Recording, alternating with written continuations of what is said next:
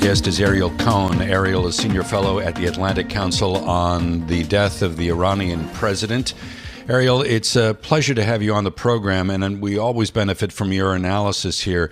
Is this going to change anything inside Iran, do you think? Not much. I mean, it may precipitate the transition.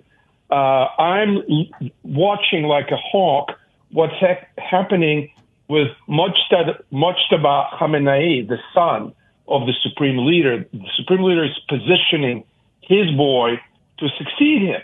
Surprise, surprise. So it's going to be a Shia North Korea. His son is not a distinguished scholar, and of course Iran is what is called the Republic of a Scholar, or Velayat al-Faqih. They call it the state of scholarly leadership. The first Ayatollah and the current Ayatollah, were not the most distinguished scholars, but they were very capable politicians. Clearly, the current Ayatollah is 85 years old, and the death of Raisi, President Raisi, comes at an opportune moment in this succession. Now, at the same time, the Islamic Revolutionary Guard, IRGC, are thinking about the future of Iran without these clerics, basically as a security services dictatorship. So lack of popularity of these leaders may play into the hands of the IRGC generals, who are, my sources are telling me, are thinking about taking over. It's interesting because we often hear that there is a large civil society inside Iran with elites, with well-educated people who may not be in complete agreement with the path that that you've seen from the Islamic leaders. I'm just curious your thoughts on that. I mean, it's not like they're out there every day in the streets or anything, but how strong is civil society there, and could you see a change brought forward by them? First of all, the civil society was very strong. In 2009, there was a Green Revolution. They voted a couple of times not in accordance to what the Ayatollah wanted.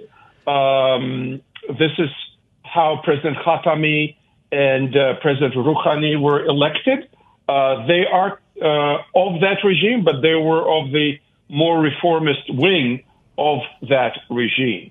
I spent some time speaking with President Rouhani after he retired, and he was a very impressive man.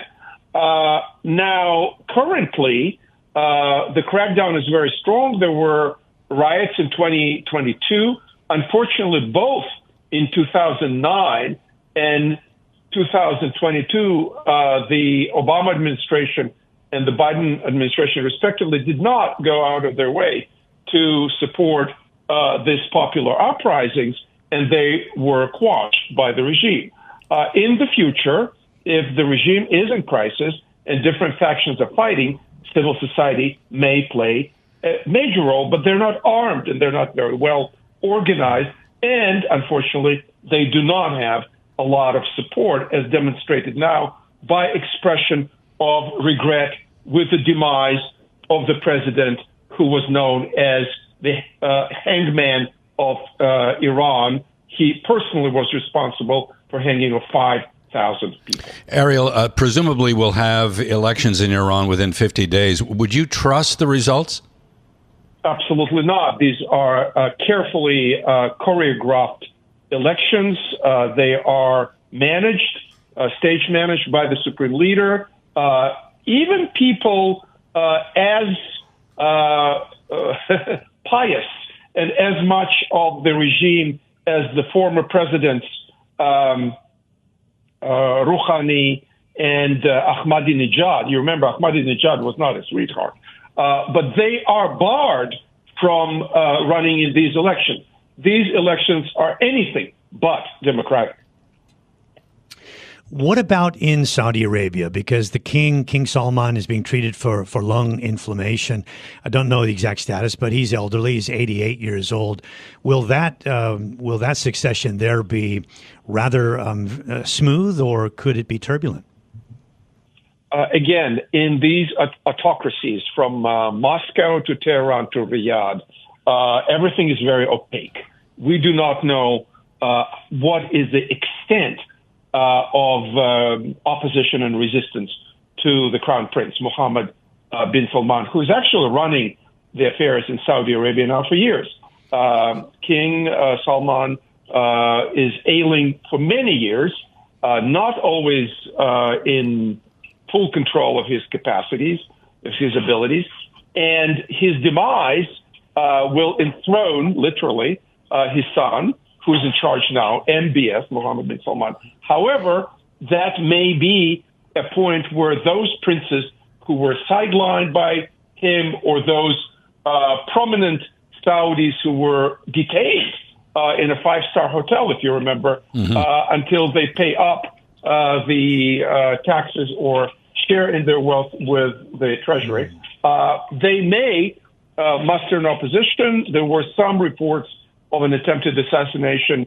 I don't know how reliable these reports were, but in a country with a tradition of assassinations, like King Fahd back in the day, and yet then another king before Fahd, there is a tradition, unfortunately, in Saudi Arabia to assassinate undesirable kings.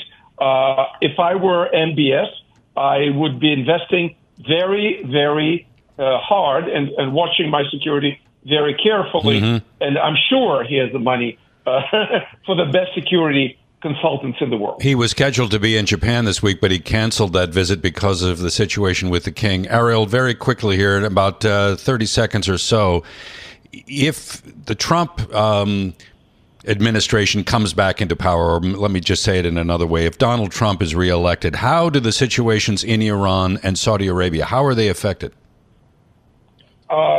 If we are to judge Trump by his performance in his first term, he will get closer to Saudi Arabia.